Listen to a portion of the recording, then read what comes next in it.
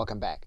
Now, when you post content to LinkedIn, what you're trying to do is you're trying to attract individuals to your post. So regardless of the content that you're posting, there are some things that you're going to do to make your post attractive.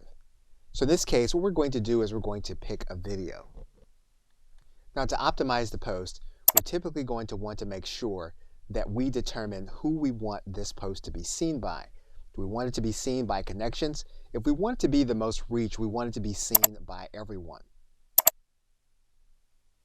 And then when we write in our comment, what we're going to want to do is we're going to want to keep to the keywords that are going to be most relevant, not only to the post, but also to the people that we are trying to attract. We want the kind of content that people are going to want to share. And once they share, then we get the effect of the network. Now, if we've used keywords in our text, what we can also do is we can use hashtags.